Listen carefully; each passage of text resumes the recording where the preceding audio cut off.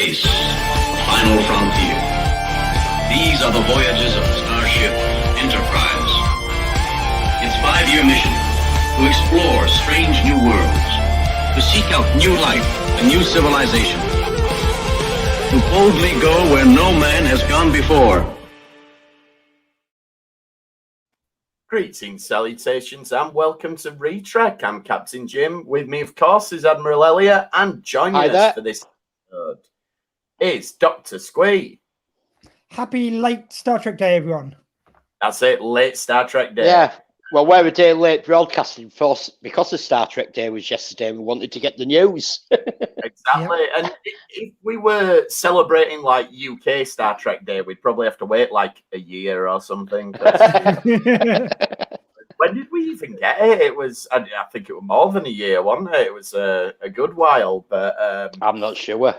Anyway, while we look that up, we'll do an episode of the podcast. So, first of all, we're talking about the latest episode of Lower Decks, Mugato, Gumato, but even more excitingly, I think, is all the news that we got from Star Trek Day, which was last night or UK time, early this morning. I started watching it at 1 o'clock this morning when it went live. I've went to bed about 4:30 this morning. Well done. I mean, that is dedication to it. I have to admit, I just caught up on it this morning when I got up. But I did put a few things on the Facebook page as they were going live. We were the first people on Facebook to have Prodigy's new trailer. So in that way, we were the first people on Facebook to get a copyright strike from CBS Paramount last night, because the copyright striked everyone immediately on putting that up. There you go. It's always been the goal.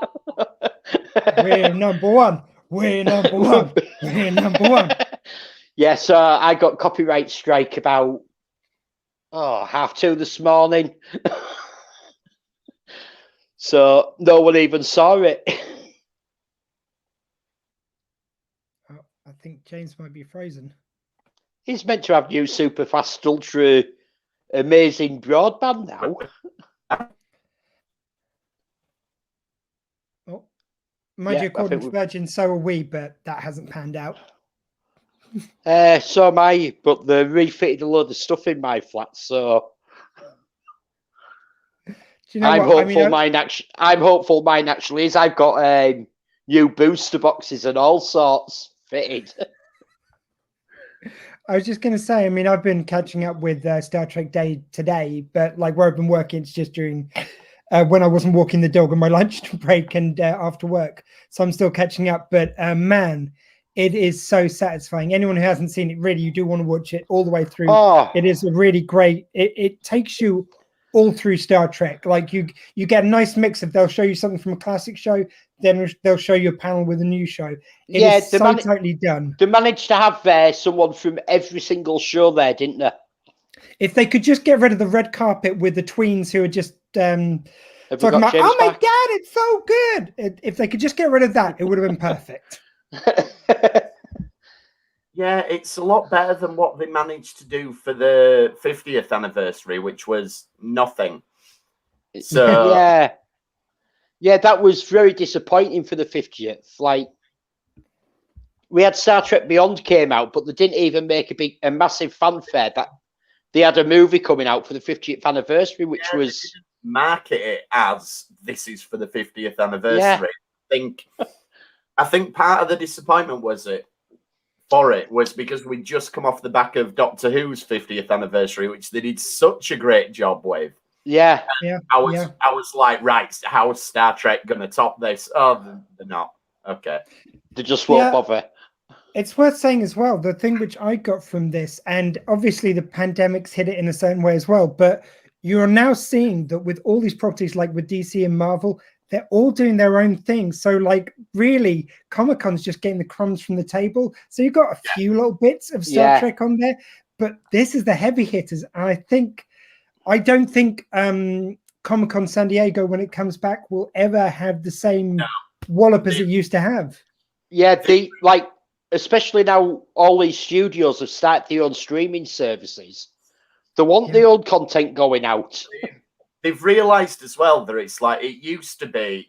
You've got to go to San Diego Comic-Con so that people can access your stuff and can get excited, and it's where to showcase your trailers, and it's where you show off your product. But I think now they've realised that the trailers and everything is a product in and of itself. Yeah, and I don't like. Strange New Worlds is doing what Prodigy has done, and the Star Trek seems to have this new formula with it, and you get a drip feed of things that builds your excitement before it launches. So, like Prodigy, the first thing we got was we saw the cast and we saw the pictures. Then we got a little teaser trailer. Then they showed us the title sequence. Now they've shown us the main trailer, and we're getting that with Strange New Worlds. We've got a little bit of these are the cast or these are the actors, but we didn't know all the roles are off to play apart from obviously Pike, number one, and Spock because they'd been in Discovery. And now we've got the actual cast and seen them in costume. We still haven't got a trailer, but there'll be a teaser trailer next. Yeah. Then there'll be a proper, and the drip feeding these things, and Picard is following that as well. Yeah, it's very much. I think I'm no sort of expert on advertising, but I do think I pay a lot of attention to pop culture. So I think I've got reasonable credentials to talk about this. But I think one of the best, regardless of what you thought of the final product, one of the best marketing campaigns was what Disney did for The Force Awakens. And they started with this teaser trailer where it was all the new people. It was, you saw a shot of Finn and you saw a shot of Rey and you saw a little bit of Kylo Ren. And then like the money shot of the first trailer was the Millennium Falcon. It wasn't even, we're going to show you Harrison Ford, we're going to show you Mark Hamill, we're going to show you Carrie Fisher. It was literally, we know that just showing that ship is enough to get people excited. Then trailer 2, again, it's all the new characters. Then right at the end, you have the Chewie we're home bit with Han. And again, that was enough to get the excitement ratcheted up another notch. And then the final trailer had a little bit more Han, a little bit of Princess Leia. And obviously we know now why we didn't get Luke in any of the trailers. But I thought it was just masterful how they built it and how to do a teaser trailer and what to give away and what not to give away. Brilliantly done. You could you can see exactly the same with Picard. So to begin with, you just see objects in the room with a few little voice clips, and right at the end, you get a hit of Q. They knew that's enough for us. Then you get to see Q actually talking to Picard, and now you get to see the story of it. It's the same kind of arc. Yeah. Well, shall we talk about Lower Decks first of all, and then we'll dig into all of the actual Star Trek Day content. So Mugato, Gumato, which me and you, Elliot, were talking about this the other day, and we had to look this up because I was talking about, I'm sure I saw a Mugato described as a Gumato. And that's from the original script. It was called Gumato. And apparently it was because DeForest Kelley and William Shatner couldn't pronounce it properly. No, it's DeForest Kelley couldn't pronounce Gumato. Right. So it was changed to Mugato. Mm-hmm. And then all the way through filming, William Shatner and DeForest Kelley couldn't say Mugato, and they called it Mugato. Mugato. So that's where the 3 different pronunciations come from. Yeah. We get more than 3 in this one as well. But so apparently that's where it comes from. Which I like that obviously they always make references to Star Trek and everything, but I feel like they're starting to get very kind of meta. This was a deep cut Easter egg that we actually had to go look up what it was. Yeah, usually I don't need to get out the reference material. Yeah. Star Trek joke, but I think that really shows what a big fan Mike McMahon really is of Star Trek. Oh yeah, this is really like I said, I've watched all Star Trek Day, and like during the interview with them, it was saying in the writing room, they throw out things and they'll go, shall we do a bit of TOS? So they'll do a bit of TOS, and then someone goes, shall we do a bit of Voyager? And they do a bit of Voyager, and then someone goes, oh, let's throw a bit of DS9 in. And it just goes like that.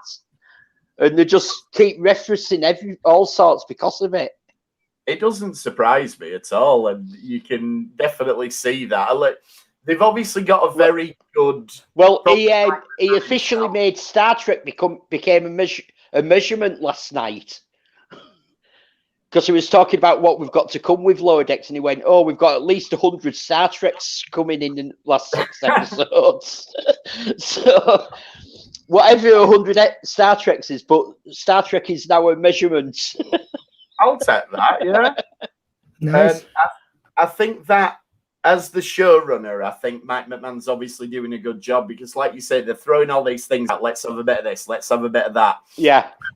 But there's obviously someone behind the scenes who is saying, right, okay, but it's still got to fit into a story and it's still got to be cohesive and it can't just be references. Otherwise, it's being rubbish. Like then, when they went through that phase of doing them films like Date Movie and Disaster Movie, and there was sort of from Scary Movie, which the first one wasn't bad, but then you ended up getting these ones where there weren't even jokes in it. It was just like, oh, let's just put a scene from the Hunger Games in it because, you know, the Hunger Games is a thing.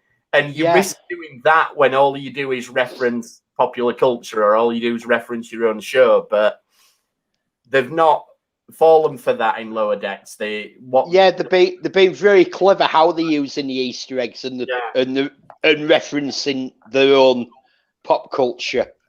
I think the best thing with it is so that someone who gets every single reference like us, like, you know, I think pretty much nail all the references.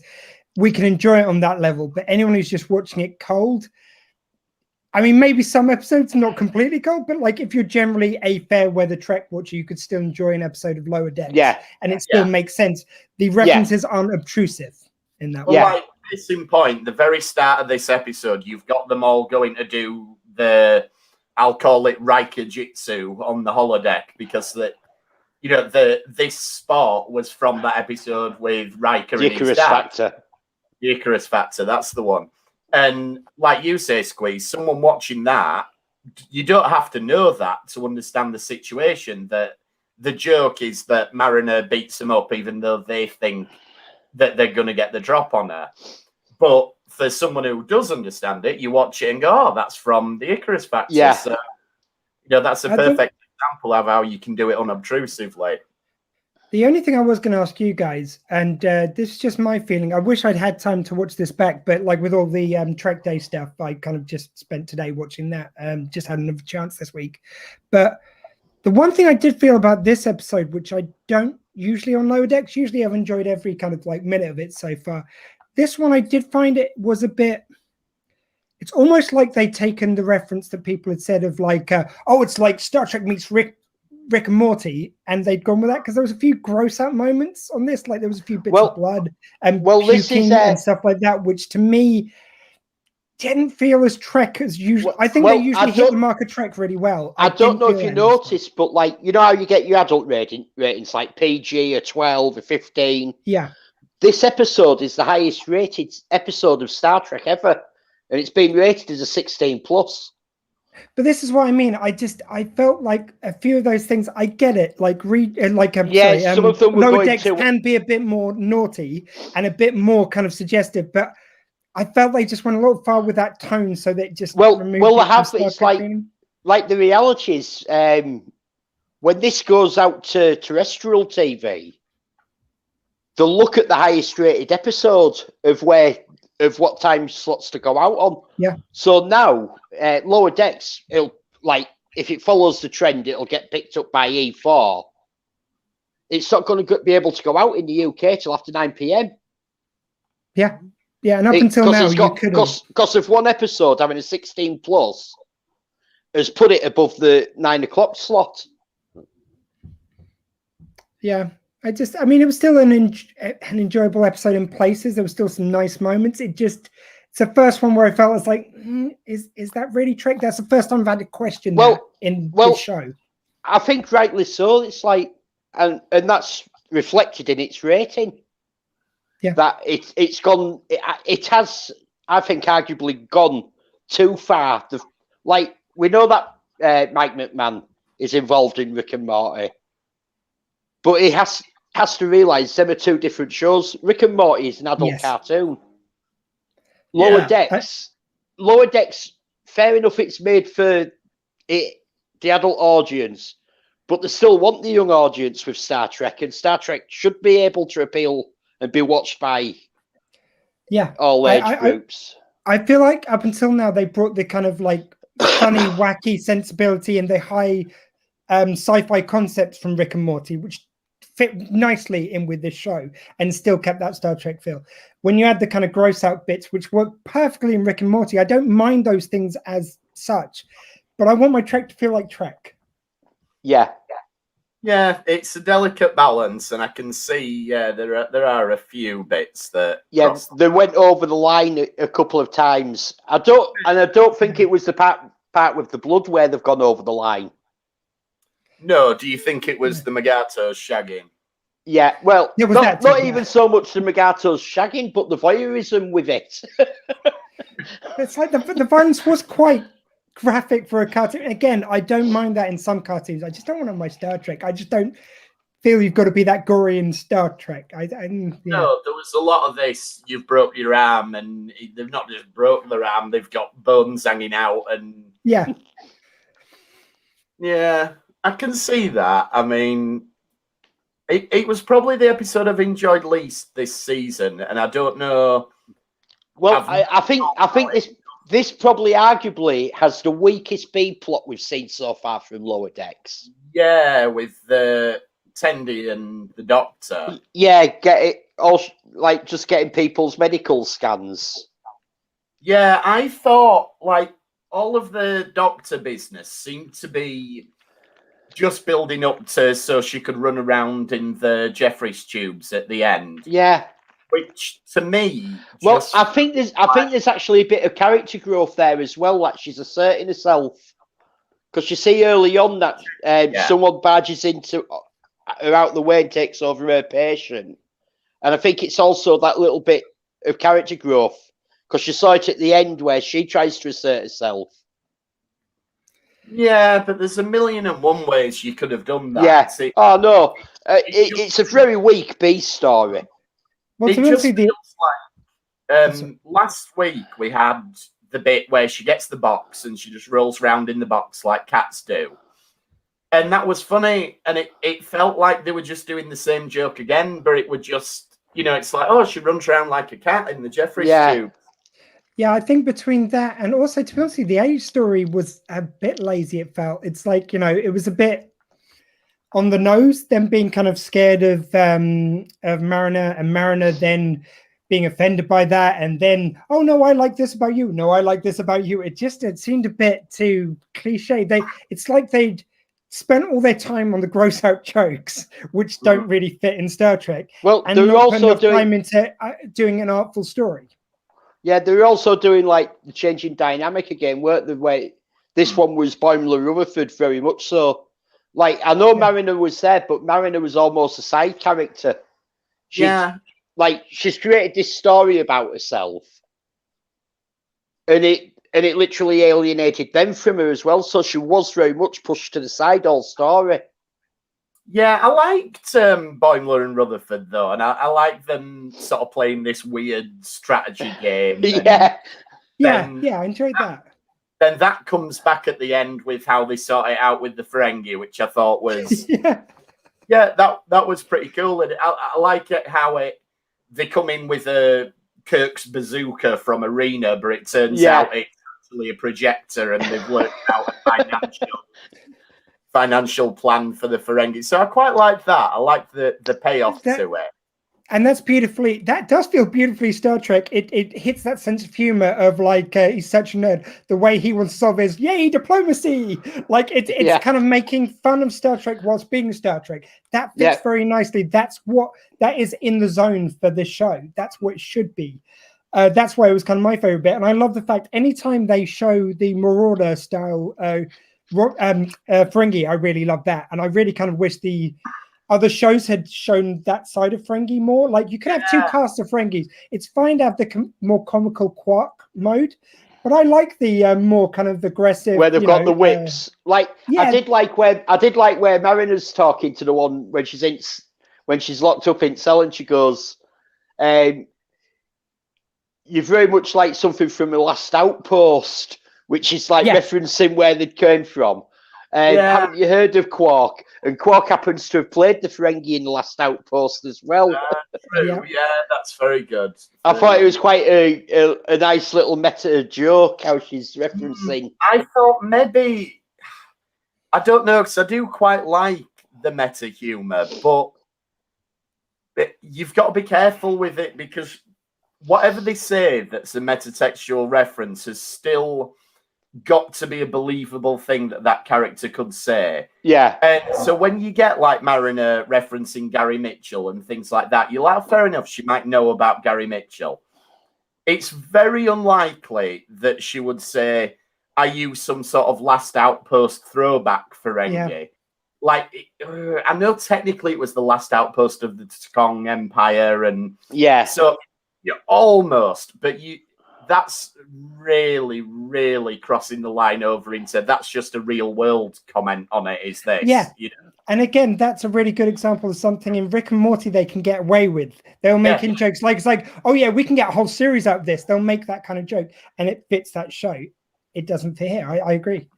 Yeah, it just crosses that little line over into, no one in that world would say that thing, because you would have to know, you would have to understand Star Trek as a work of fiction, you know. Yeah. It's pretty much the sort of humor that Deadpool uses, and he can get away with it because he knows he's fictional, you know, but... Yeah.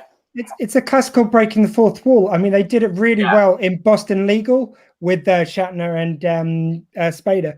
And they were really good at that. And it fitted that show, but it's got to be the right show for it.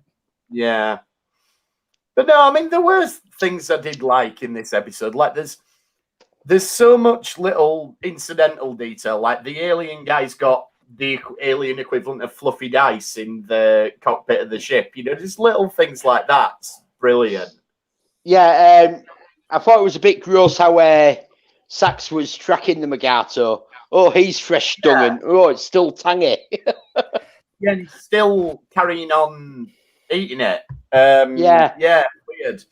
Again, that for me is that's the kind of thing I'm talking about. It just doesn't really fit.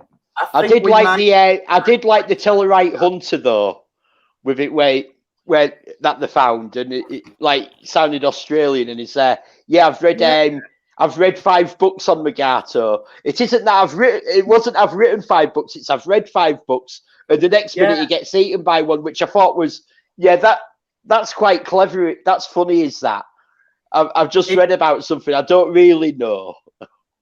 Yeah, it felt to me like that was a reference to something that I just didn't understand. That character seemed so what's the word? Sort of archetypal. Yeah. I felt like, you know, is this meant to be Steve Irwin or someone? Do you know what I mean? It felt like it was meant to be a parody of somebody we should know, but I can't. I'm sure it is meant to be a parody of someone. I don't think it's Steve Irwin, because Steve Irwin did actually know animals, but... What it reminds me of a little bit, in Doctor Who, and I'm sure this wasn't the reference, but it reminds me of in Doctor Who, you had the Sontaran, and there was one guy who played the Sontarans in quite a few of the classic episodes who had a really thick Australian accent.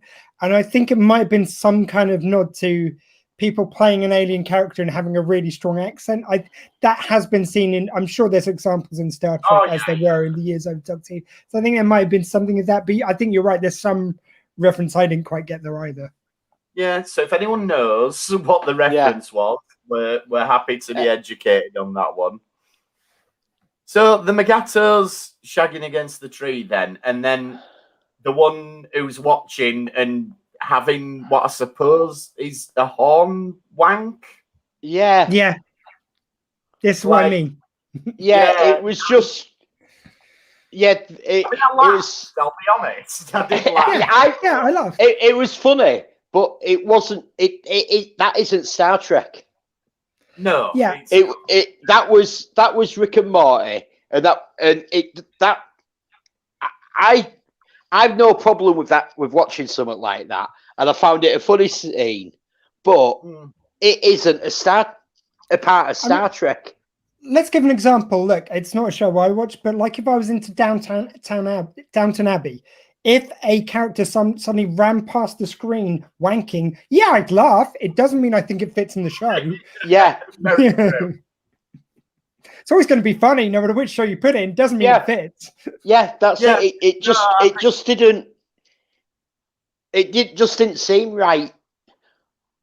No, like I think if they just got away with like the Mugato shagging, I think you could have got away with that, where they were hiding in the log and this is going on against the log that they're hiding in. I think that would have probably worked better. But when you put the third Mugato in there, that's I mean, the horn wank. And then then they all tired out, even the one who's into watching. Yeah. Just quickly, James. In case anyone's watching and they want to comment on this, #hornwank. Yeah, we'll take that. We'll take responsibility for that one. But yeah, it's weird. I mean, it were funny, but you're right. Tonally, it's just not there at all. I quite enjoyed the bartender who's telling the stories, but this reminded me of, and I don't know whether it's just his accent or whether it's deliberate. You remember the Pet Cemetery, the first one, the one from the 80s, where it had Herman Munster playing the guy? Yeah. This guy's whole accent and delivery and everything just really reminds me of that. It's like, to be fair, I've worked in a lot of pubs over the years, and I've worked in some country pubs, and this really reminds me of some of the barmen that I have worked with.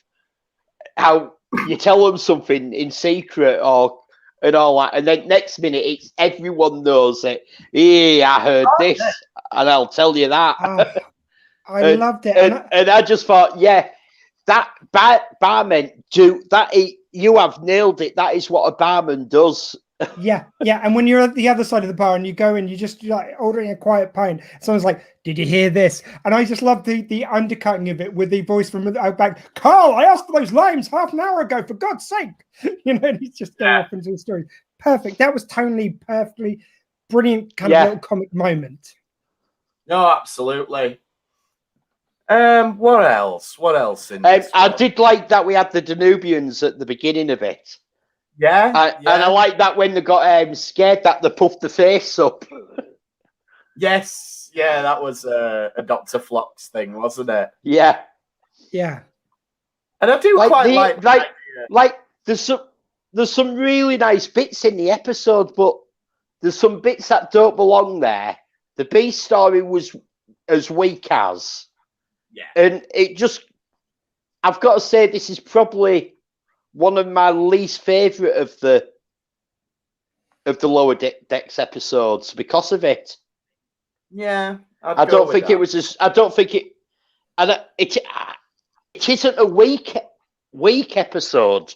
Like when you go back to like looking at really rubbish episodes, Justice. I don't know. I mean, to me, even the A story wasn't that strong. I would have just taken those elements of the Ferengi and had. I like the buddy moments between Boimler and Rutherford. I love that. You could have just put that front and center. Had the idea of them playing the diplomacy game. You have Mariner being the kind of cheeky imp that she is and like messing everything up, and then they have to save it with diplomacy, and she learns a little lesson. It's a nice little Star Trek story in there. That was at the heart of this for me. And again, those wonderful outpost Ferengis, they're great. You should show more Marauder Ferengis. That is an untapped thing in Star Trek. I really wish they'd bring it into live action Star Trek more, that side of the culture. Yeah. I was thinking about this, and like, I know Picard's set in front of this, but I wonder if at some point we're going to see more live action shows set around this time, and if they'll actually bring any of these characters in as live action anywhere. I'd love to see that. I really enjoy it when they do stuff like that. And again, we know that Picard's off to be time travel. What if one of the little time travel jumps is only maybe 10 years or so backwards, and they just do a set and have the actors that are playing these characters there for this one set? It doesn't have to be big, but what a fan service that'd be. Oh, it would be great. And we're seeing a little bit of that in the Star Wars franchise at the minute, where they've had these characters that have always been animated, like Ahsoka Tano and Grand Admiral Thrawn's on his way, and to get them live action, it's really, really cool. And so, I'd definitely be up for seeing something like that. But I don't know. I don't know if we'd get it in Picard. It looks maybe not Picard, but. I'm sure that what we have now isn't the end of Trek. I'm sure that as one comes, that maybe 5 shows is what they want, but as one comes to an end, another one will be coming in, and I think we've got a long, long time of Trek. I mean, going back to the Rick and Morty comparisons, recently they've had that advert where they've had Christopher Lloyd playing the live action. Well, that's what got me thinking about it. I wonder if any of these will be. There's nothing to say that in the middle of an episode of Lower Decks, someone can't zap them with a reality bending ray or something, and it can make them into live action for 5 minutes. You can do something like that. Yeah. Speaking of special rays, though, I did enjoy the reference to the tractor beam, and they said we fired it at the lowest tractor factor. Yeah. I like that we're establishing that there's different levels of tractorage. Yeah, that's great. And do you know, on your point about kind of real life characters going into, or animated characters going into real life and kind of that kind of crossover thing, the one I've always wanted to see, I know this isn't Star Trek, but just for a second, the one I've always wanted to see is in a Batman film. I just want a serious live action Batman film. So someone goes like, "Hey, Chief O'Hara, can you take care of that?" "Yeah, sure, no problem, guys." And just one line, something like that, just to reference him. I've always wanted it. Sorry, it's just. Yeah. Does anyone know what species that smuggler or whatever it was who had the shuttlecraft? No. I've seen one show and they said, "Oh, they think he's a Benzite," and they put a picture of a Benzite up next to it, and it's like, no, nothing like, not the same color. The ridges aren't in the same place or anything. No, didn't recognize him at all. To be honest, he's totally new to me. Shall we move on then and talk about all the trailers, which is what we really want to get our teeth stuck into? Yes. First bit of news, though, is that Discovery's coming in November the 18th, in fact. Yeah. Which means Prodigy and Discovery will overlap. Prodigy is starting on October the 28th. Yeah. I've got a feeling that means that we have 1 week between the end of Lower Decks and the beginning of Prodigy. We actually have a week of no new Star Trek. Yeah, I think so. So, but like you said, that does mean that Discovery and Prodigy are going to be running at the same time. I wonder if that's maybe because they've decided that it's animated, it's going out on Nickelodeon. Oh yeah, it's 2 different markets completely. Yeah. Also, there's 2 things with that. One is we're about to talk some Star Trek on Squeefest the 3rd, so we're going to have that talk about Endgame just to fill that gap there. I think quite beautifully, quite frankly. Yeah. And enough of my plugging my own shit, but the other thing I was going to say is that just because I feel like we're going to probably spend the less time on Discovery because there was less announcements. Ian Alexander, who they had on the panel when they were talking about Discovery, I love his look. The one thing they brought in is more non-binary characters and more LGBTQ representation. I think he is the first one. I'm going to say this is quite a big statement, but he is the first person since Bowie to be that androgynous looking. And really, if you saw them and you didn't know what gender they were, and I don't know what gender Ian Alexander identifies as or non-binary, but it's the most kind of like non-binary look, like just quite beautiful looking person that I've ever seen since Bowie. I think just his look is amazing. Just the dress he came out in, he just looked amazing. Oh, sorry, I don't know his their pronouns. I believe it's he for Ian Alexander. I'm happy to be corrected if I'm wrong. But, Me too. Yeah. But yeah, he's definitely got a distinct style. Yeah, it's really cool. Yeah. I'll hold my hands up. I'm 50 years old, and I really struggle with all these different pronouns. I have no problem respecting them, but I have a real problem what they all meant to be. So I'm like sort of he and she. I think just whatever people want to be called, go with that. Yeah, that's what I'll say. I have no problem respecting it, but I find it, until I know, I just go with he and she. There's no insult ever meant at anyone over it. I think that's the thing. It's like we might sometimes be ignorant, but that's not a chosen ignorance. It's just like we grew up in a time with two genders, and so we're imperfect with the stuff. But when we get corrected, we do try and correct it. As I say, I believe Ian Alexander is he. Blue Del Barrio, who plays Adira, is there. But as I said, if we get it wrong, it's not intentional. Yeah. But yeah, so other thing, Discovery, so it's going to overlap with Prodigy, but that's about all we know, really. We got that teaser trailer a while ago. We found out as well that Picard is going to be released in February. Yes. So I was looking at my calendar and trying to work it out, and I think if Picard starts at the beginning of February, we get 1 week free as well after Discovery. Well, yeah, Discovery's a shorter season this year. I think it's only going to be 10 episodes. So, yeah, it'll line up reasonably well for them to switch over. We got the second half of the season trailer for Lower Decks. Not a huge amount we want to go into, so we're going to be covering them pretty quickly. Yeah, hold our hands up, or my hands up, because I've done the editing for all the video clips that we're about to see. And getting to bed at 4:30 this morning, got to sleep maybe 5 o'clock-ish. I've literally not had time to get all the clips from the Lower Decks trailer done by the time we're shooting this show. And we're going to be covering it in coming weeks anyway. Yeah. One thing I did spot in it, though, that I want to just mention quickly is one of my big complaints that I've had on a few occasions as we've talked about Star Trek over the course of the show is that we don't see enough of the refit Constitution class ships. We only ever see it in the movies and only ever as the Enterprise. And there you go, Lower Decks decides to put one in there. So I feel like that's redressed a gap that was there in Star Trek lore. So yeah. Thank you, Lower Decks, for bringing back the refit Constitution. Right then. Shall we start with Strange New Worlds?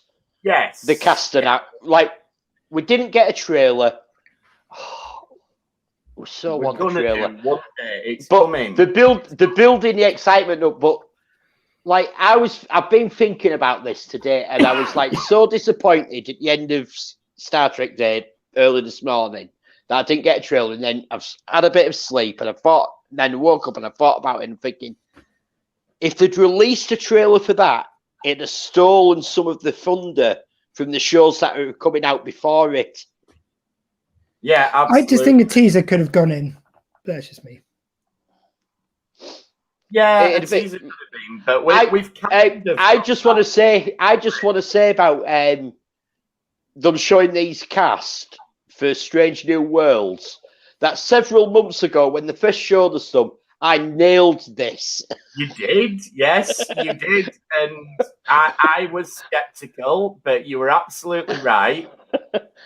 This is the new Doctor, Dr. Mbenga. Dr. Mbenga, or Benga, who we saw in A Private Little War. We did, and which is quite apt because we've just covered Gumato, when the Mugatos were seen. Absolutely. And There is a character from the original series. Sorry, just to ask. yes, Yes. yeah, he appeared in a couple of episodes. He wasn't in many, but like when they've showed us the actors, and they all had like who they were going to play, but it wasn't the real character names at the time when it was released, and it originally. And like there was loads of these YouTube channels all over the place, and they're all going, "Oh, there wasn't an African American Doctor in the original series. It should have been Bones." And I can't remember the name of the Doctor from The Cage. Dr. Boyce, I think. Yeah, people were going, "It should have been Dr. Boyce. Where they got this Doctor from?" And I was straight away, "What about Dr. Mabinga from A Private Little War?" And you were right. Yeah. So there we go. But the thing is, he's not the main. He's like second in command to Bones. So is he going to be the chief medical officer? And if so, is he going to get struck off by the end of the series for Bones to come in? And also, I just love to see one scene with like the named Doctor. Sorry, I've gone already from when he's just said it a second ago, James.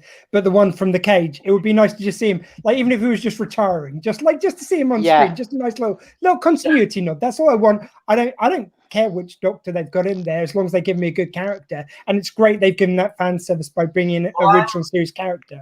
I'm wondering if Mbenga might not be the main Doctor. You know, much as in Discovery, we've got characters who are not the chief of the department, but are still featured. Well, it was a department. Like McCoy was the chief medical officer in charge of all of it, but you'd have had chiefs of department, different specialists, and we didn't see Mbenga very often in the original series. So there's always the chance that he transferred off the Enterprise and was maybe just en route somewhere else at the time of A Private Little War. Yeah, I'm sure we'll find out. But it's lovely that instead of them saying, right, let's invent a new Doctor, they've actually pulled something that's there, that's canonical, and gone, let's use that guy. Yeah. And we know next to nothing about him. So he is a blank canvas for them to do whatever they want. I just love the idea of having a little bit of like they did in Voyager. When Voyager starts, you've got a completely different crew. You start meeting characters, you go, "Oh, that guy's interesting." Dead, and then they bring in the emergency medical hologram, for instance. It would be lovely to do that bait and switch with. Even though we know which characters are coming in because of these announcements, it would be nice to just chuck that in with the other Doctors. Yeah, true. And then we've got Rebecca Romijn as number one, who, as we know, has officially got the name Una now, which came from the novels. And I like it when they do that, where they establish something as canon that we've always accepted as canon. Yeah, but I think it's nice that in like a lot of this new Trek, they are starting to use things that have come from the novels and the extended universe. Exactly, like the look of the Titan and everything as well. She's rocking a new uniform, though, as are they all in the trailer. First of all, really expensive. You've spent all that money in Discovery Season 2 making these new uniforms, and now you're doing it again. But that was Discovery's budget. They've got their own budget now for costumes. These do look more in line with The Cage and Where No Man Has Gone Before. You know, the colours aren't quite as vibrant. It's a little bit toned down blue, toned down yellow, and style. Apart from number one's there, because she has a jacket in The Cage, doesn't she? So maybe that's a reference to that she's got this high collar. They've got the rounded neck on the shirts, which in the original series. So I feel like what they're doing is moving back towards that. Yeah, I love it when they do this. You see, this is what I don't mind them slightly changing, like in the reboot movies of the original series. I like the fact that they've kind of gone for uniforms which have the feel of the original. They're not exactly the same. They're using their own style. That's fine. I like it when they do that. Like, it doesn't have to be slavishly the same, but give us that feeling. It's nice. Yeah, and I think that's where they're going. Another callback to the original series then is Nurse Christine Chapel.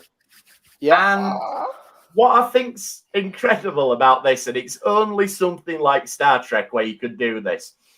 We've got two actresses. We've got Jess Bush and we've got Rebecca Romaine playing two distinct characters, both of whom were played by Majel Roddenberry, Majel Barrett Roddenberry in the original. So these two characters could not have appeared on screen together in the 60s, but now they can. Yeah. I want to reference that. I just want them to be like in the same room, wearing the same outfit. And it's like, hey, you guys look the same. Like, just give me one joke. Just give me one joke. They did say that they do have scenes together. It was actually mentioned during the panel last night. They did say that it's amazing that they can do this with a. And I love discovering this with you guys because I hadn't got this far into Star Trek Day, so this is lovely to watch this live. It's great. There is in one of the New Frontier novels, or several of them actually, Peter David introduces this character who is variously described as looking like Nurse Chapel and looking like Lwaxana Troy and looking like Number One and everything. And so clearly he intended for this character to be played by Majel Barrett, and I think he does something to try and address why so many people in the universe look like her. But it's so sweet as well to give that nod to Majel Barrett, who was such a major part of Star Trek. Nailed this one as well. Yes, I mean, again, I didn't think they were going to do another Uhura at this stage, but there she is as a cadet, which, makes sense canonically. I know people will say, well, she wanted No Man Has Gone where no man's gone. Neither was Bones. Get over it. It's fine. Yeah. She could have been on the Enterprise before that, and she's a cadet, so she's filling a similar role to Tilly. Great idea bringing her in. Yeah, and they also did it in one of the books. They had Kirk first going on the Enterprise and taking over from Pike, and they had all those characters already there. And you need that, you want to get that feeling that when Kirk goes onto there, he has a handover from. Kirk hasn't transferred to the Enterprise as the captain and brought 450 people with him. No, this is he's inheriting a crew. He will bring a few new people with him, but it won't be masses. There's probably I dare say when Kirk became captain, there's maybe at most a dozen new crew members joined at the same time. Like, you don't get you don't have a new manager take over a football team and the first game there it's a brand new starting 11. It just doesn't happen. But and the thing that we really want as well is surely we want that moment in the last episode. We want that moment where, whatever happens to Pike at the end, however they play that out, and then you want Kirk to come on the bridge in the last episode to meet his crew already there. You want that feeling. Absolutely. Absolutely. Strange New Worlds has a perfect life, doesn't it, of 5 years. So 5 seasons.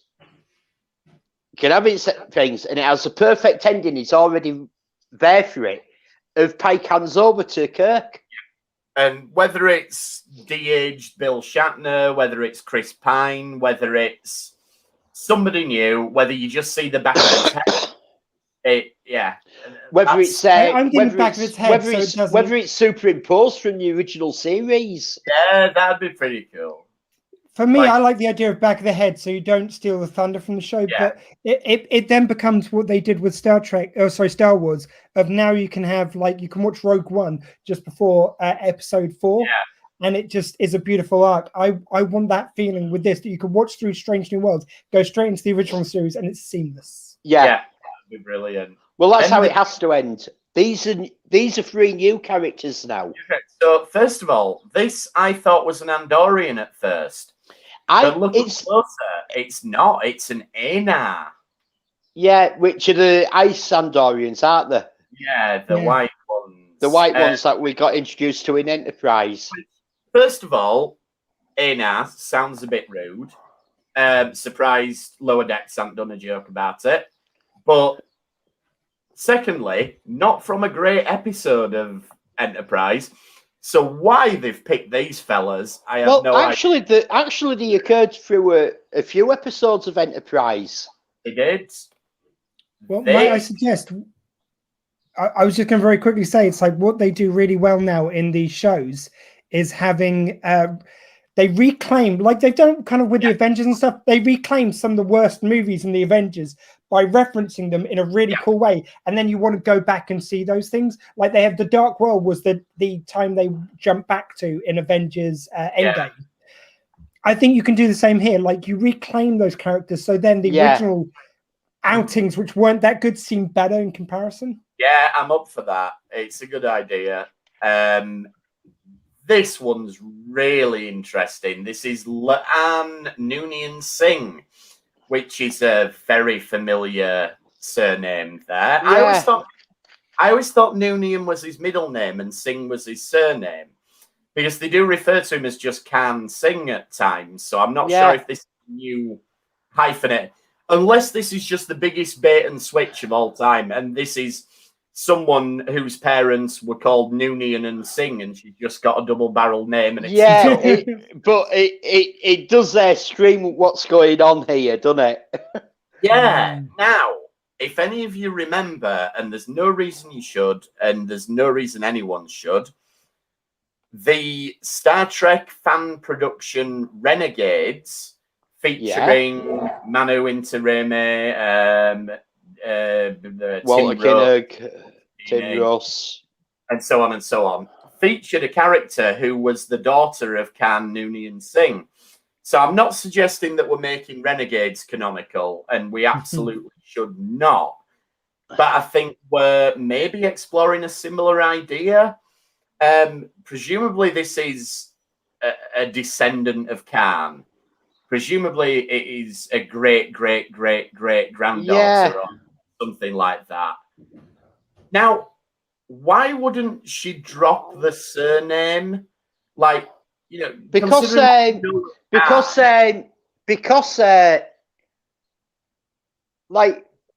don't try and justify this one, Elliot. No, in space they had to look back to it, and it's almost like a hidden part of Earth history, isn't it? So, okay. So like she's just got a surname, and like we all recognise the relevance of a surname, but she might be totally possibly oblivious to what the relevance is. And don't forget, this is set several years before Khan's even rediscovered. So there's no reason for her to have any sort of what's wrong with my name? I like the idea that basically she, like it's seen as, I get the feeling in this time zone, probably the idea of being genetically engineered still isn't seen as cool, but the extent of what happened probably isn't known, or like the fact that Khan was this big bad. So I think you could play some interesting storylines of her being ostracized because of something that's nothing of her fault, without going down into the Khan side of it. That's what I'm wondering is she going to be conscious of the fact that her ancestor is basically Hitler, or is she not going to be aware of that? And, it is the superior genetics. Has that passed down this many generations that she's something beyond a regular human? I don't know. Does she like? I'm trying to think. Is she the one that's playing a security officer? Well, so she could have some of them genetic traits. Yeah. Interesting. Definitely interested in finding out there. And then the last new cast member, Melissa Navia. I don't think that's a reference. I think this is a totally new character. Yeah. I don't know the actress either, so I haven't got it on here.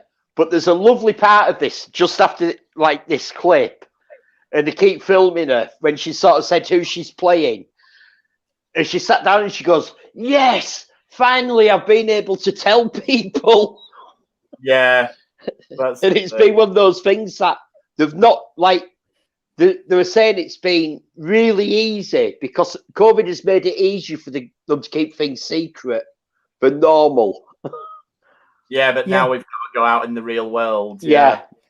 I've got to say, it's really nice to have actually at least one character which is just new. Like, I love all this lore and bringing all this mythos into it, but you've got to have one character which we just don't know anything about. It's got no history or baggage. Exactly. So yeah, it's looking like a good cast. A lot of fresh faces, as in, you know, the none of the actors are particularly well known, so it's going to be really interesting to see new actors take on new characters and have a lot of fun with it. And then you've got Anson Mount just anchoring it. I've said this before, but I genuinely think if they can maintain the level of writing that they did for Pike in Discovery, and if he can continue to knock it out of the park like he did, I think Pike may become like the definitive Star Trek captain. I think it's got that much potential. It has got that potential. So he's just such a nice he's such a likable, nice guy. He's amazing. Like, you know, his performance is great. Yeah. And from one great captain then to another, let's take a look at what we're seeing from Picard. As we know, we've got Q. And yeah, we're getting more of a hint of what the actual story is going to be now. Obviously, the early trailers alluded to it being about time, but we speculated on all sorts of things. Well, it looks like we're getting a fairly standard time travel story, really. Well, it says in the trailer, like, obviously, because we don't want another copyright strike. I've had my copyright strike for today, so we haven't put sound in, and we've cut them down to sort of 10 to 14 second clips. But it does say, actually, in it that Q has gone back and changed something to make the Federation a totalitarian state. So can I just say, oh, sorry, just from that clip, it's just nice to see Q do the click. Like, well, as it goes, like, Q goes to him, he goes, do you remember what I said last time we met? That the trial never ends, and Picard goes, "I'm getting far too old for your bull," and it cuts to Q going like that. You know, great, and I totally buy that from Picard. It's like, yeah, when I was a younger man, I had a bit of a laugh with this, but will you just piss off? Yeah, I'm not in the mood.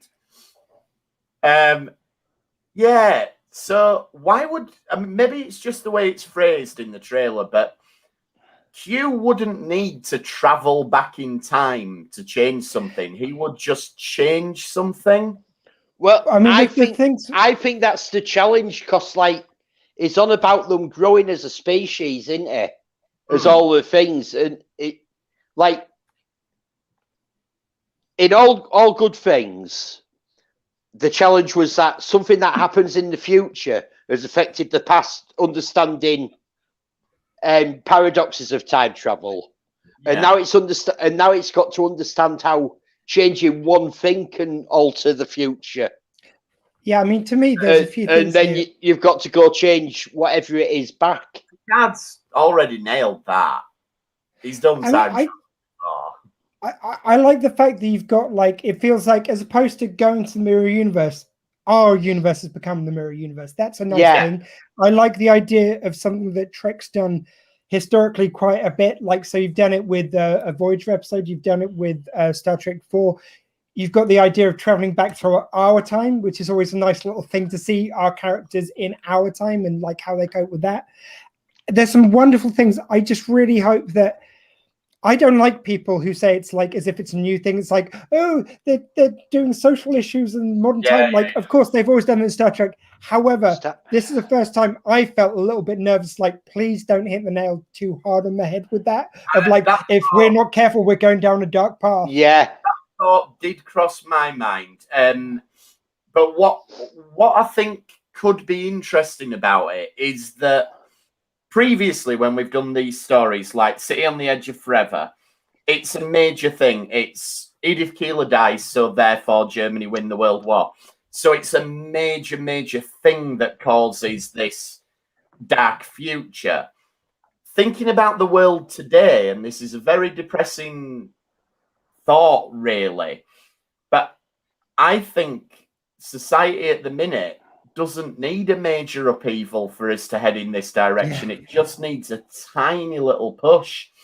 And I wonder if that's going to be where we're going. But what it just needs, it just needs another 1,000 Americans taking out horse dewormer. Yeah, I mean, this is the thing. I mean, quite literally, this story could be about that what Q changes is the outcome of the 2020 American election. And I doubt they'll go there. But, and this is Star Trek. This is Star Trek in Hollywood. In LA, going back to the 21st century, they could do that. They could do that. Like you, Squee, I feel that'd be a bit too on the nose. Yeah, don't go too on the nose. It'd be nice if it was just something obscure. It's like there's always been that thing of the butterfly effect, isn't there? And just something really, like, to be fair, City on the Edge of Forever is very much that with Edith Keller, because she isn't actually important at that time. No. All she's doing is feeding some homeless people at that time when she gets knocked down. But it's what she went on to do that affected everything.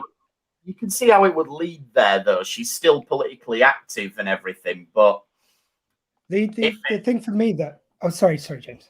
No, go ahead. No, all I was going to say is, like, the thing for me is that as much as I love this, again, it's a classic thing which they do in Star Trek of doing the go back to our time. However, with Q episodes, it's always something personal to Picard. It's always a reason why it's personal to him. I'd be interested to see, and I hope they do still keep that legacy, and how they do that with going back to our time seems a bit, that again, that's one of the things which makes me a little bit nervous, because Picard and Q, it's always got to be something personal to them, personal to why it matters to humanity. And I know part of it's like the pre-publicity. Obviously, they're not going to come out and say, "Oh, we're just doing another one of them time travel stories," business as usual. They're obviously going to say, "We're doing something you've never seen before, and it's a different take on it." But so far, this looks like City on the Edge of Forever. It looks like First Contact. It looks like your villain goes back in time, changes. It looks like the Voyage home, going back to what we think of as present time. So I don't know. I want to see where they go with it. I have every confidence that it is going to be something different, because I honestly think Patrick Stewart particularly is that at that stage in his life, in his career, where if he really didn't like the story, he could say to him, "You're rewriting this," Yeah. Having said that, he let series 1 of Picard go. I didn't mind series 1. I'm hoping for an improvement, though. I think if you look at series 1 from the point of view of Patrick Stewart as the actor playing the character, you can see why he went for that story of looking at a different side and development as an actor. I think series 1, basically, I think Michael Chabon, who was the writer, showrunner, wanted to redeem Data's death. And the whole season was about that fireside chat between Picard and Data, which was wonderful.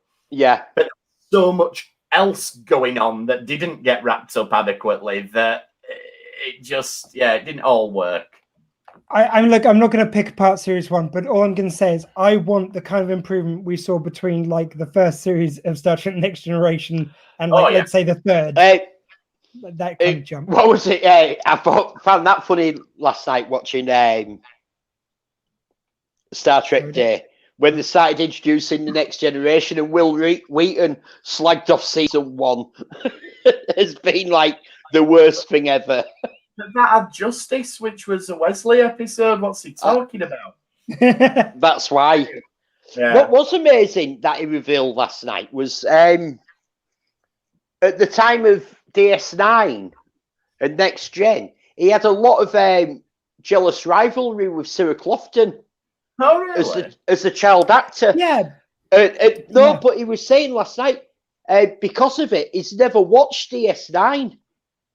Yeah. He's only just started watching DS9 last year, and he's absolutely loving it. And he looks back at it and he goes, "It was a stupid thing. I was still a child at the time, and I had a stupid jealousy why I never watched it." If you follow his blog posts, he wrote a really good blog post about how he's watching DS9, and somebody's recommended a viewing order to him, and it's really interesting reading. Anyway, the Borg Queen. So Picard says there are ways of traveling back in time. The implication in the way the trailer's edited is that it's something to do with the Borg Queen. I think that's a red herring. I was thinking like it's a red herring, but it makes sense because, correct me if I'm wrong, but the only time travel episode Picard's been involved with was actually First Contact. I don't think we had any Next Generation. In a Light? Was, no, In a Light. Sorry, no. What's the two-parter where Data's head's in the cave? Time's Arrow. Time's Arrow. Times Squared. He was involved in a bit of time travel in that, cause and effect. Yeah. He has done a lot of time travel. We did a time Robin travel Hood, technically. series. I think the Borg Queen's going to play an important role, clearly, but I don't think she's going to be what makes them travel through time. I think we see when they travel through time later in the trailer, which I'll call out. But I want to see how the Borg Queen plays a role. I agree, but I think the only thing which makes me nervous is what they did in season 1 is they did a load of chucking elements in from Star Trek going, hey, remember this? Hey, remember this? And then just poorly using it. I don't want them to do that with the Borg Queen like she's an engine. No, I just hope it's not that. I feel like they need to address one of the big things that was left up in the air at the end of last season was what's going on with the X-Borgs. What's going on with Seven now that she's briefly reconnected. So hopefully this is a follow-up to all of that. Yeah. And we can see him like running around in the present day. We've got the classic, you don't know how to drive a car, but it turns out Seven can drive a car. Evidently, you know what? Tom Paris probably showed her how to drive a car because he liked his classic automobiles. Yeah, that makes sense. She spent time on Voyager. Right at the end of the trailer, there's the bit here where... Now, this part here with Q clicking his fingers again. Yeah. I think Q sort of... I don't think they're aware of Q there. I think they're doing stuff. And Q's messing about with them even more and moving them around. No. You see, I don't think that. I think what it's going to be is that classic thing of like, they'll be in the middle of something and then he'll just drop the newspaper and he's like, you know, that thing of just punking Picard. Every time Picard's trying to do something, he like takes him to one side like he does in All Good Things. It's like he suddenly appears in the ready room going, it's a pretty good big decision, all right? It's that kind of thing of him popping up and just winding Picard the fuck up. I love it when that's what I want to see. I hope this is that. And there's a little bit right at the end of the trailer where they're flying the La Sirena and they say, where are you taking us? And Picard says, home. I think that's when they time travel. I think it's made to look in the trailer like that must be where they go back to their own time. I don't think it is. I think it's Picard saying, I think that's part where they're time traveling. And he's saying home because they're going to fix everything. Yeah, so I think maybe they just do it by the classic old slingshot round the sun. I don't know. That'd be lovely to see. Yeah, and why not? Because, you know, the fact is, they always come up with a new way of going back in time. And then they always go, if we run out of the chronoton warp particles, we'll never be able to get them back. Just do a slingshot round the sun. The way Star Trek 4 is like, oh, sure, slingshot round the sun, you know, as if it's, just out. But I love the fact that, sorry, I was going to say, just even when the slingshot shot round the sun, every time they give a reason why it's dangerous. Like with that, it was like, it doesn't mean we're going to survive. Look, we can do this, but it's like, it is dangerous. So there's always a stake to using any of these methods. But in Assignment Earth, where it just opens with a captain's log, Kirk saying, we've been assigned to go back to 1968 to observe something. That's it. There we go. Yeah. So, finally then, shall we talk a little bit about Prodigy? video like early. I think this was like the biggest shock of the night was another Prodigy I trailer. didn't expect a Prodigy trailer, no. Yeah, like I said last week, didn't I? I was really shocked that they released the titles a week before Star Trek Day. Yeah. We've got so much now for Prodigy. Do you want to show that bit? I've actually pulled a bit from the titles of Prodigy. If you can pull up Prodigy goes to warp. Yeah, I've got it. And this is from the titles. And just look at this and tell me what's going on with the back of this ship. It looks like it contracts. The warp nacelles contract and then move lower. Now there is some history with this, because not only do they talk about warp bubbles and stuff like that, but in I wish I could remember which audio book it is, but which I listen to on audio. There's one where they do talk about skimming stones across the pond. If you change the shape of the stone, then it changes the thing, and from that they surmise changing the warp bubble. So there could be something there. If you look at the back of it though, at the back of the engineering hull, that appears to change shape, and it looks like a massive beam or thrust comes out of the back of it. Yeah, there's a lot going on with this ship. And obviously the trailer elaborates on what we've already seen. So we know it's this ragtag group that appear to be on something like a mining planet. And they've found this ship. It looks to be lodged in something. So there's all this chat of, well, how do we get it out of there? Yeah, how did it get in here?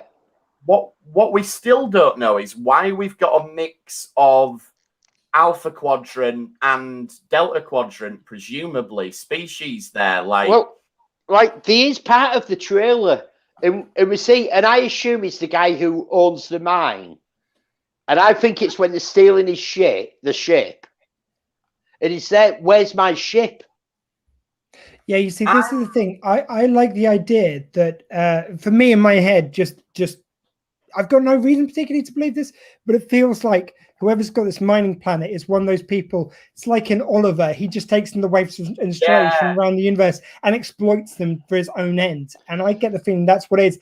And they're taught never to hope. And then I think he's also stolen the protostar from Starfleet. I don't necessarily think that. I think maybe it's crashed on that planet, and his attitude is just, well, I own this mine. You found that ship in my mine. So therefore it's my ship. I don't know. I don't know. That's what I get.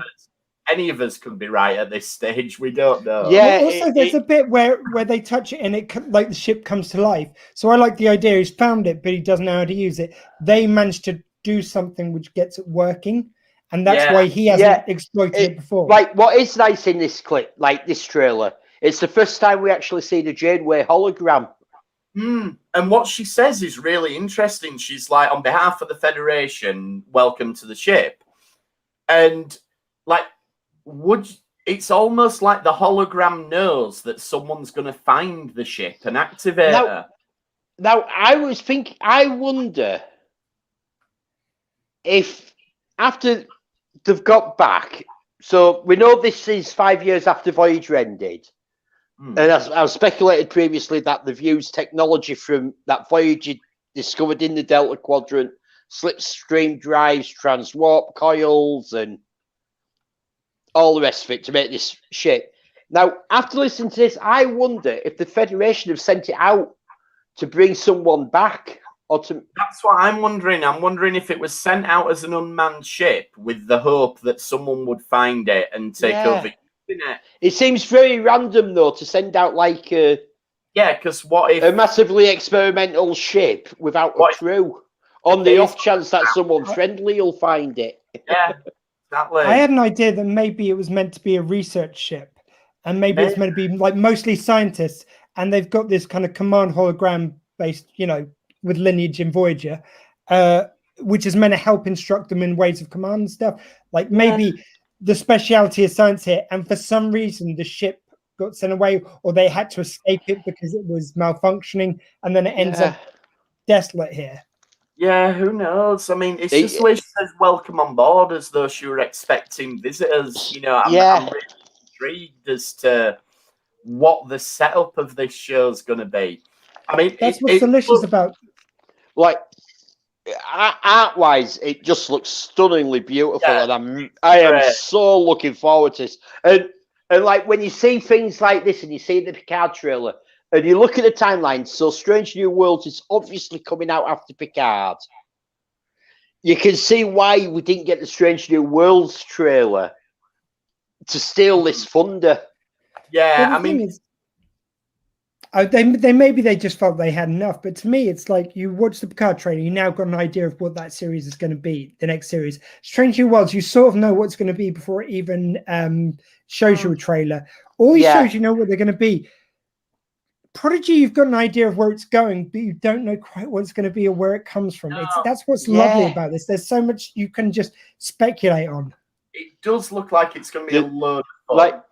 I love this part of this part there. I love that in the trailer, and they're going, press the button, find the pew pew pews.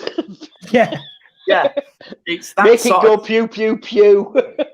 that childlike exuberance that they're bringing to it, and it does just look like it's going to be so much fun.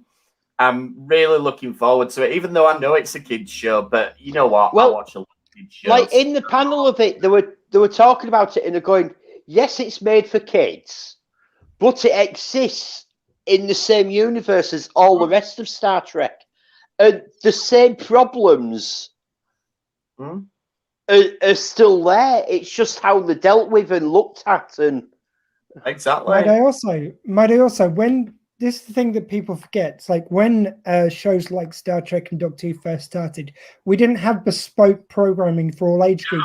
It was family viewing.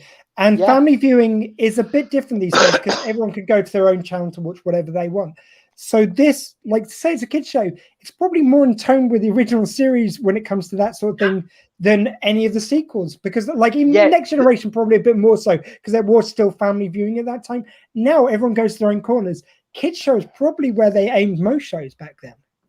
Yeah, I'm trying to think. I got a TV of my own when I was about 11.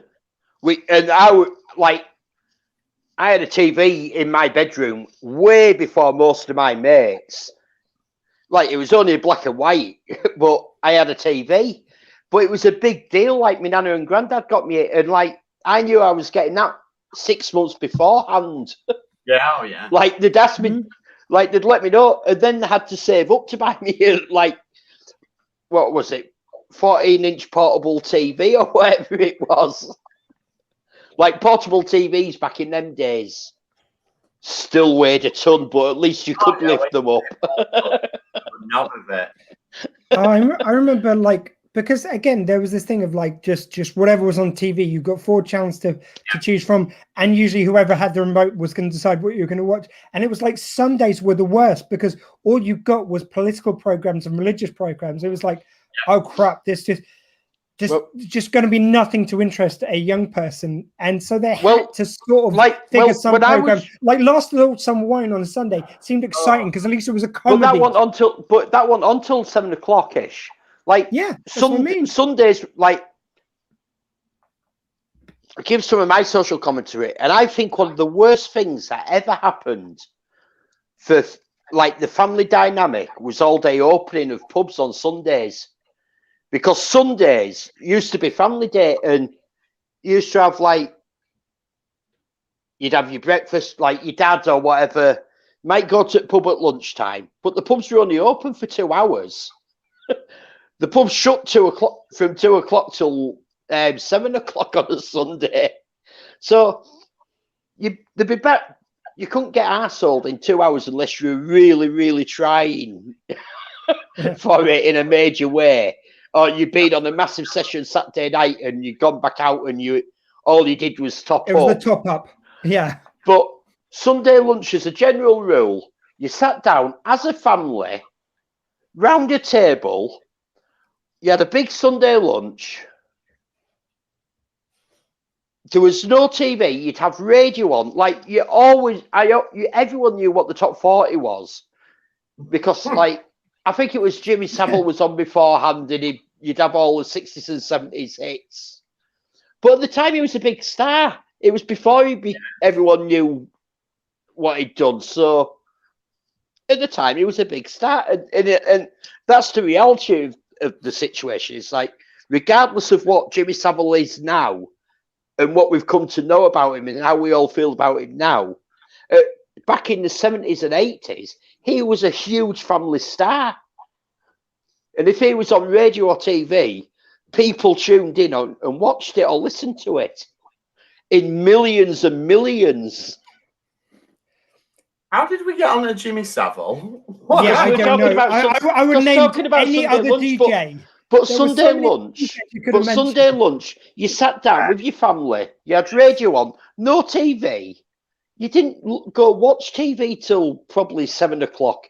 You literally sat round as a family for the afternoon. You didn't just have a meal and sort of wolf it down in 15 minutes and gone. It was a big deal. You sat down and you chatted and whatever had happened. And I think as a society, pubs opening all day has had a lot to do with it. Restaurants never used to be even allowed to open on a Sunday night. A lot of them. Yep. And I think it has ruined a lot of that dynamic of the family. And Captain Picard will come and fix it. Yeah. There you go. There we go. We're back to Star Trek. Okay. I think we'll probably leave it there then, since we're on to 1970s pedophiles. We were on about how we think Prodigy is going back to sort of viewing as a family. Yeah, family viewing. Yeah. So there we go. We want more family viewing, less all day opening on a Sundays. And no more Mugato wanking. No more Mugato, absolutely. Just end on a high very quickly, guys. This kind of reminds me of why we do the show and why we love Star Trek. Having something like Star Trek Day, when we were kids, I'm sure none of us could even dream of having a day dedicated to Star Trek, to this much reveal, this much programming coming from Star Trek at one time. And really the way Will Wheaton and all the other cast members talked about it really touched me in a way, because it was something which kind of like, if you spoke about kind of the love and the friendship and the acceptance from everyone in Star Trek when you were a kid, you would have got the shit kicked out of you at school. Like now, kids can watch this and they can high five in the playgrounds about how cool that reveal was. It is so lovely. To be fair, Star Trek was one of those shows that everyone did watch when I was a kid in the 70s. I'm telling you, when I was a kid, if you said you're back in the 70s, in the 70s, you had kids' TV started about 3 o'clock-ish, 3:15, and it ran till 6 o'clock. And at 6 o'clock, news came on, and your dad watched the news, either BBC or ITV, but they watched the news. And I think it was Tuesday night when Star Trek was on BBC Two, was the only night of the week that we didn't have the news on at 6 o'clock, that we were allowed to watch Star Trek. I'm just telling you, man, by the 80s, if you said you're a Whovian or a Trekkie, you would get the shit kicked out of you in playgrounds. I've got 10 years on you guys, so that's fine. I'm just telling you the with one TV. Yeah, we can all agree. And in 70s, it was a big deal not to have to watch that. Your dad had put Star Trek on instead of watching the news on one day of the week, because that's how all houses worked, not just my own, but it was a normal thing that you had your kids' TV till 6, and at 6 o'clock the news was on, and most houses watched either BBC or ITV, but you had this one night of the week with Star Trek and massive viewing on BBC Two. Anyway, we'll wrap up then. So we've run a little bit long today, but there was just so much to talk about with all the trailers and everything. Dr. Squee, what's coming up? You've got Squee Fest coming up pretty soon. Yeah, at the moment, just weird timing with it, but the Bear.live, which was my radio home, has gone off the air. It's roared its last, unfortunately. However, the Dr. Squee Show as a podcast still exists. If you want to follow that, that's cool. But mainly, please do tune in on the 25th and 26th of September for Screefest, 2 p.m. till 2 p.m. I'm sure the lads will be sharing out all the stuff for it. I am so thankful to everyone who's already donated. If you go to drscreed.com, you can donate right now. We're already up to £107 before we've even launched one show. We've got such a wonderful guest list. Please do check it out. Go to the Dr. Scree Show on social media, and you can see all the guests announced. It's going to be amazing, honestly. I'll put a link in on the YouTube for people to be able to donate. On the YouTube, can you put in the original link? Only because sometimes on other pages, if you click on the Dr. Scree Show, it redirects, and some web pages don't like it for some reason. Anyway, yeah, I'll find the link. I'll find the link for. Yeah. Any problems you have, and I'll share that one. Anyone, if you put in drscree.com into any browser on your phone or on your laptop, whatever, it will work. If you do it from a link from Facebook or something, it gets a bit funny. Right. Just please, thank you very much. We'll put it all in the description. We'll put it all in the description on the YouTube. And if you want to get in touch with us, we're at RetrekPod on Twitter. You can email us retrekpod@gmail.com or come and join us on Facebook. Check out Elliot's videos on, I think usually it's building Starship models on Retrek Model Studio. I have a couple of specials being released on there we go. Saturday about 8 o'clock. I think they're going to be released on YouTube, UK time.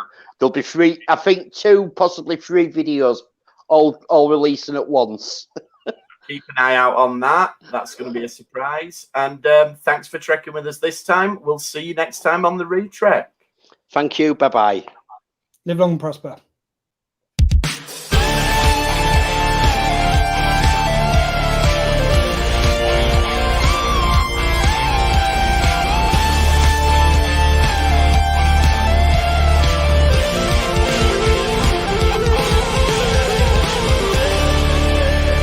Fascinating.